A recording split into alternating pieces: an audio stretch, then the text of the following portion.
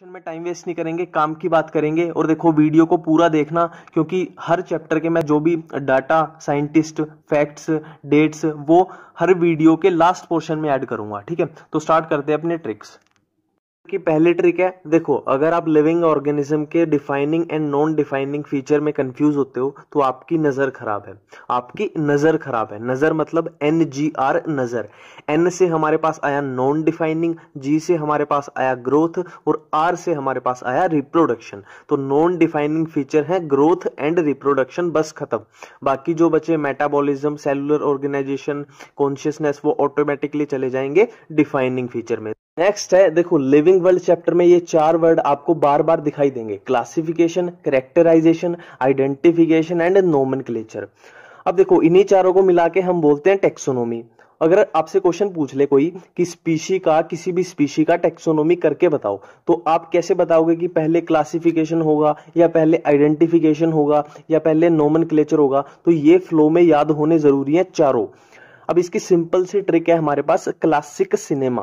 Classic cinema, classic से हमारे पास आया क्लासिफिकेशन, मतलब सबसे पहले होगा किसी भी स्पीशी की अगर टेक्सोनोमी करनी है तो सबसे पहले होगा क्लासिफिकेशन, फिर सिनेमा का पहला लेटर है C, फिर होगा कैरेक्टराइजेशन, फिर है I मतलब होगा आइडेंटिफिकेशन, फिर है N मतलब होगा नोमेनक्लेचर। तो सबसे पहले होगा क्लासिफिकेशन और सबसे लास्ट में होगा नोमेनक्लेचर, और ये पूरा फ्लो में ही याद रखना।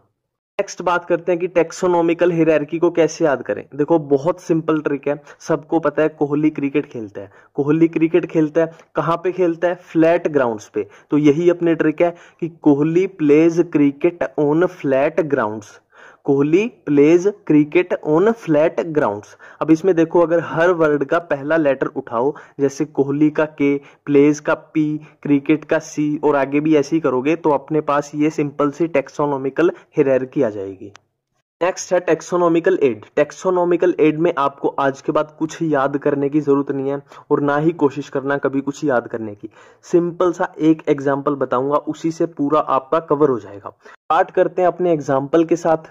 देखो अगर हमें बोल दिया जाए कि टाइगर के बारे में स्टडी करो, टाइगर के बारे में डिटेल्ड स्टडी करो, तो खुद सोच के देखो हमारे पास कितने पॉसिबल रास्ते हैं।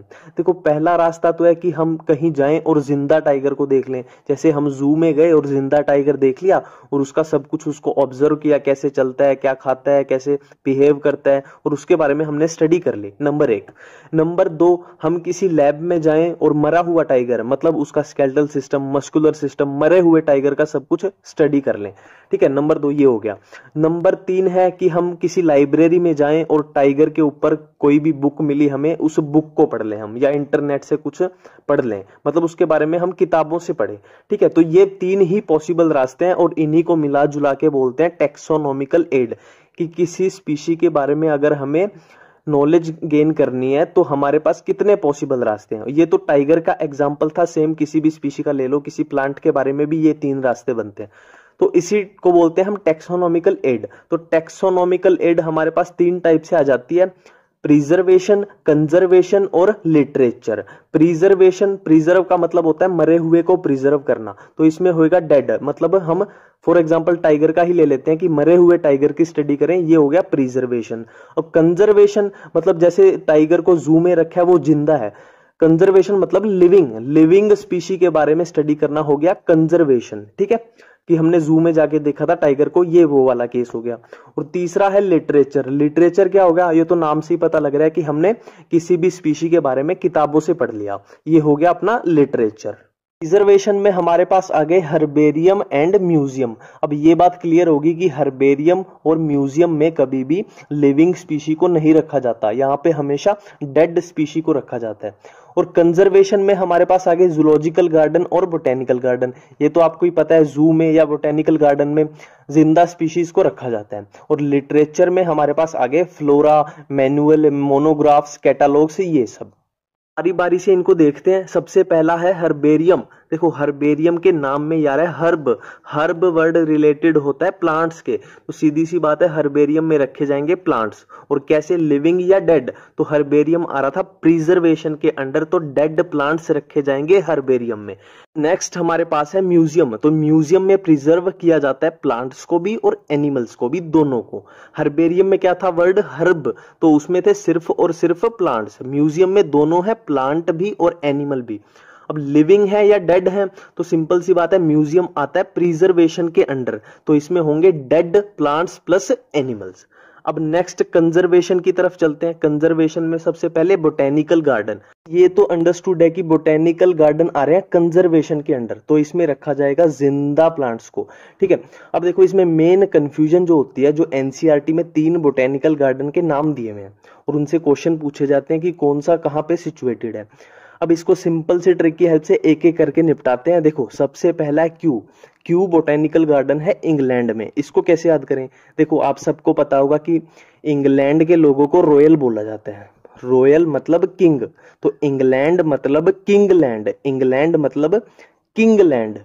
इंग्लैंड वर्ड के के से हमें याद आएगा क्यू, तो क्यू बोटेनिकल गार्डन कहां पे आ गया, इंग्लैंड में।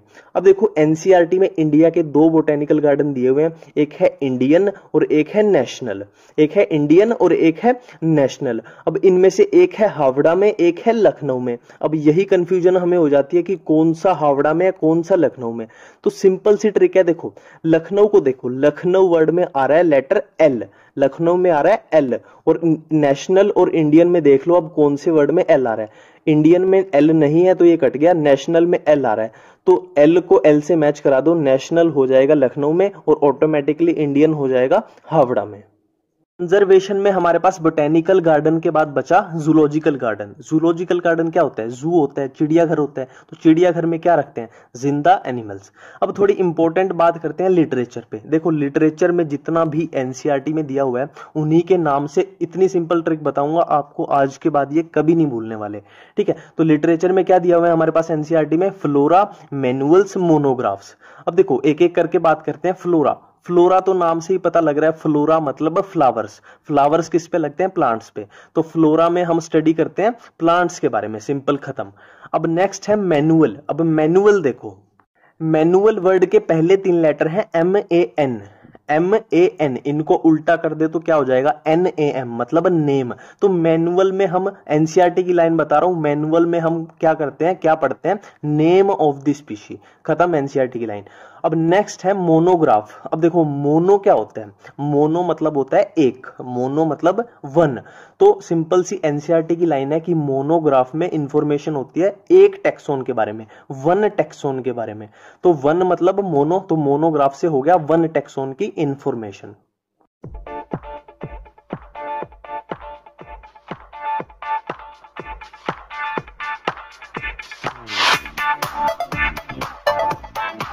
ये सोच रहे हो कि मैंने इस टेबल को इस वीडियो में कहीं भी कवर नहीं किया, तो मैंने ऐसा जानबूझ के नहीं किया, क्योंकि मैं एक वीडियो ऐसी बना रहा हूं कि जिसमें +1 और +2 मिला के पूरी बायोलॉजी की जितनी भी टेबल दी हुई है एनसीईआरटी में, सबको ट्रिक की हेल्प से एक ही वीडियो में करेंगे, तो बार बार ऐसे रैंडम आपको कंफ्यूजन ना हो, इसलिए मैंने यहां से उसको अलग कर दिया।